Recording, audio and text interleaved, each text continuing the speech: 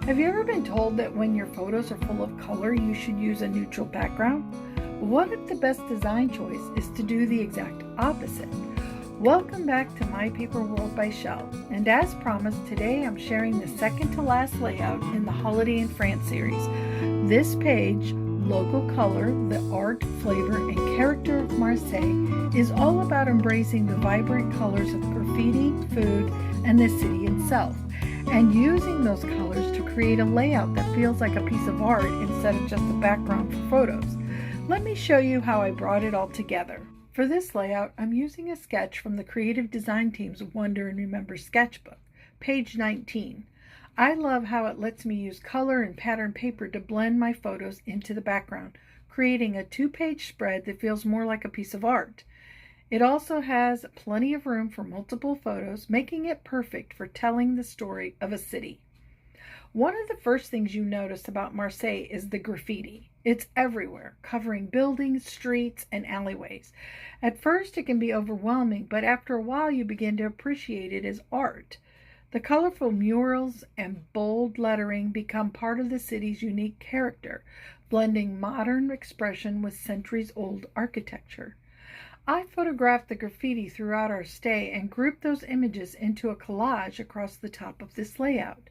The bottom half celebrates other parts of Marseille's character, its incredible food and restaurants. On our last evening, we had dinner at Il Trio. We started with samosas, and then Pete enjoyed cordon bleu with roasted potatoes, while I had veal with vegetables. We finished with a petite chocolate cake topped with ice cream and caramel sauce, followed by espresso, the perfect ending to our time in Marseille. The final photos at the bottom capture some of the last moments in the city, a favorite daytime street, the front of Il Trio, and quiet street alongside the restaurant that evening. Together they capture the charm and atmosphere of our unforgettable visit to Marseille. For the base of my layout, I'm using white cardstock. I originally wanted to use the basic beige and crumb cake pattern papers from the Exploring Nature Design Series paper, but I only had one sheet left. And instead of changing my design, I decided to create my own background. My first thought was to use a brayer, but then I remembered a close-to-my-heart background stamp from my stash called Strokes of an Artist. I inked it with pebbled path and stamped across both pages, occasionally stamping off first to create two shades of the same color. At first it looked like a mess, but sometimes beauty really is in the eye of the beholder. That's the joy of inking. What starts out looking messy often transforms into a beautiful layer of texture that ties the whole layout together. Next, I'm pulling out one of my all-time favorite stash stamps, Gorgeous Grunge. I'm using the diagonal stripe image and the Stampin' Up! Ink Pecan Pie and stamping it in random areas on each page. I rotate the stamp each time so the pattern doesn't look repetitive. Then I switch to the drinking glass rings stamp from Timeless Textures, stamping it in early espresso. I'm concentrating on those images where my food photos and restaurant picture will go, helping to tie those elements together. Don't worry about making this part perfect. Most of these stamped images will be covered by photos and the embellishments anyway, so this is your chance to relax, have fun, and embrace the messy stage of creating. And sometimes those imperfect layers are what give a layout its personality. Now my favorite part, creating the border. This is where I really leaned into all the color found throughout the photos. Instead of toning everything down with neutrals, I chose to bring those colors forward and let the papers become part of the artwork. I used patterns from Brushed with Beauty and Exploring Nature Designer Series paper, adding crumb cake pattern pieces in between the colorful sections. Then defined the edge with a strip from Country Woods DSP and a small strip of black on the other side of that. Those neutral pieces help create symmetry and balance across both pages while allowing the blues, red oranges, and the greens to stand out. Those colors connect back to the graffiti, the food, and the city scenes, helping the entire two-page spread come together like one cohesive collage. Now it's time to add the title and embellishments. For the title and the word details, I found several graffiti fonts on dafont.com and cut the words on my Cricut using different colors and fonts. I chose different graffiti styles to mimic the variety of lettering found throughout the graffiti in my photos. For the smaller word details, I used a 1/2 inch size because I wanted them to be subtle accents rather than take over the layout. The same idea applied to the title. I didn't need a large title dominating the page. Instead, these details quietly support the story and the design. The words flavor, cuisine, art, and color reflect the personality of Marseille and connect back to the title of the page. I also printed my journaling on vellum so the stamped background could still show through, keeping the layered artistic feel. When I started adding embellishments, I needed a foundation for each cluster. I first tried rectangles from the textured note dies, but I didn't like the shape once they were placed on the layout. I experimented with embossed circles from the Spotlight on Nature dies, but they felt like too much.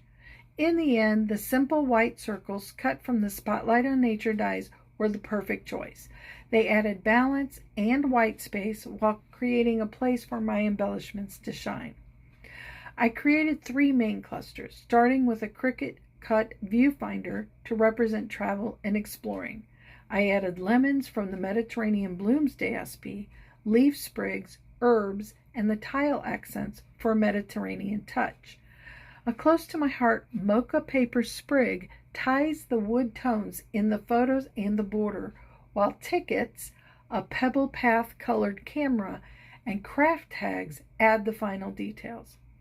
At first glance, these clusters may seem busy and eclectic, but honestly, that is what made them feel right for Marseille.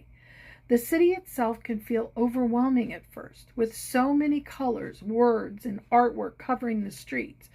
But the longer you explore, the more you appreciate the personality and creativity behind it all. This layout needed to capture that same feeling, the beautiful mix of art, history, food, and character that makes Marseille unforgettable. For the finishing touches, I add twine to the craft tags and a few metallic dots around 2 of the words, 1 on each page. They add a subtle industrial feel that complements the urban character of Marseille while helping tie the 2-page layout together. When I begin creating a layout, I always start by looking at my photos, the colors, the subjects, and the story I want to tell. I like to group similar photos together, which is one of the reasons I love creating collages. They allow me to include more photos while also helping tell a bigger story.